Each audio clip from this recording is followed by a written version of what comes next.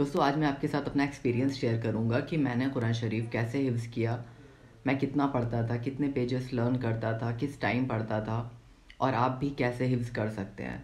मेरे पास कुछ कमेंट्स आए थे जिनको मैंने पढ़ा, फिर उसके बाद मेरा कंफर्म हुआ कि हाँ मैं ये वीडियो बनाने जा रहा हूँ। दोस्तों इतने दिन से मैं बीमार था इसलिए मैं वीडियो नहीं बना पा रहा था। अभी भी थोड़ी बहुत तबीयत ख़राब है, अल्लाह का शुक्र है, अल्लाह ताला ने ठीक कर दिया काफ़ी हद तक की। वरना पिछले 10 दिन से मैं वीडियो नहीं बना रहा था, काफ़ी ज़्यादा वीकनेस थी और अभी भी थोड़ी बहुत है, इंशाल्लाह ठीक हो जाऊँगा।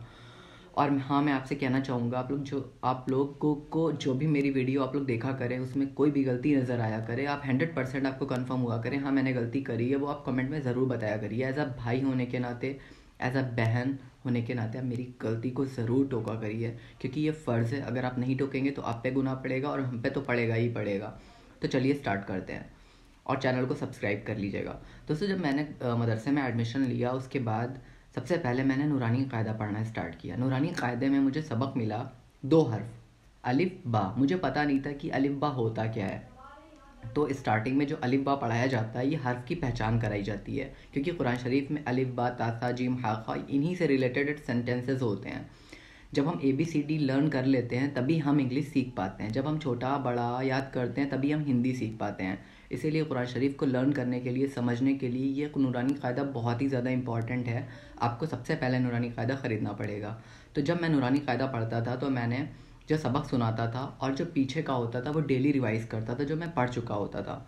तो सबक तो सुनाता ही था, रिवाइज़ डेली करता था। उसके बाद जब नूरानी कायदा मेरा मुकम्मल हो गया उसके बाद मैं कुरान शरीफ नाजरा करने लगा। नाजरे में ये देखा जाता है कि ये बच्चा कितना फ्लुएंटली पढ़ रहा है।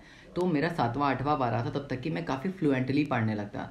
फ्लुएंटली कौन पढ़ सकता है? आपने देखा होगा 10th 12th में सर कहते हैं कि बच्चों को बुला के कि इंग्लिश पढ़ो आके। तुम्हें देखे तुम इंग्लिश के लायक हो भी या नहीं लायक हो, तुम हिंदी मीडियम में हो और इंग्लिश लिए हो, तो सर पहले पढ़वाते हैं। जो बंदा फ्लुएंटली इंग्लिश पढ़ता है उसको वो सब्जेक्ट कहते हैं ठीक है हाँ तुम लायक हो, तुम ले लो इंग्लिश।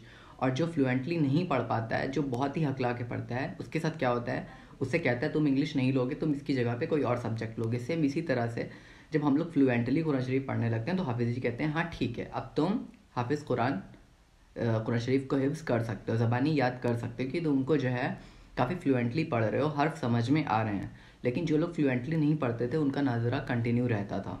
ठीक है, तो मेरा 7वां 8वां पारा था। उसके बाद मैंने हिफ्ज़ स्टार्ट किया। हिफ्ज़ स्टार्ट कर रहा जब तो 30वें पारे से स्टार्ट किया। 30वें पारे से स्टार्ट किया और एक सफ़ा मैं याद करता था मगरिब से इशा के बीच में, डेली मगरिब से इशा के बीच डेली एक सफ़ा याद करता था और सुबह सुनाता था। ठीक है, अगले दिन जब एक सफ़ा सुनाता था जो पीछे वाला सफ़ा है ये साथ में रिवाइज़ करता था। उसके बाद जब एक पारा हो गया, दूसरा पारा स्टार्ट किया तो ये पूरा एक पारा सुनाना पड़ता था हाफिज़ जी को या किसी स्टूडेंट को, मतलब जो साथ में जो क्लास फेलो थे उनको सुनाना पड़ता था।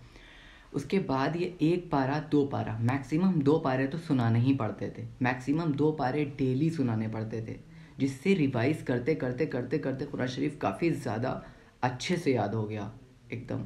2 पारे तो डेली सुनाने होते हैं। उसके बाद जब हाफिज़ कुरान बन गए तब 3 पारे डेली। 3 पारे डेली का प्रोसेस ये था 1 11 21 2 12 22 3 13 23 4 14 24 5 15 25।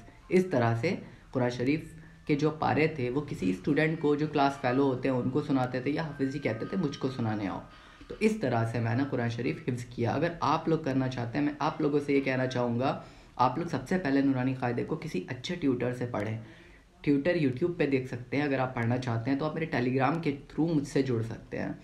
नूरानी कायदा सबसे पहले आपको समझना होगा, पढ़ना होगा। उसके बाद आपको कुरान शरीफ देख कर पढ़ना होगा। जब आप देख कर फ्लुएंटली पढ़ने लगेंगे उसके बाद मैं आपको बोलूँगा कि आप डेली एक सफ़ा अच्छे से एक सफ़ा याद करें। अगर आप एक सफ़ा नहीं याद कर सकते तो आप आधा सफ़ा याद करें। आधा सफ़ा नहीं कर सकते 2 लाइन याद करें ज़बानी। जब आप 2 लाइन ज़बानी याद करेंगे उसके बाद आप धीरे धीरे आगे बढ़ने लगेंगे तो आपका दिमाग खुलने लगेगा, फिर आप एक सफ़ा भी याद कर सकते हैं।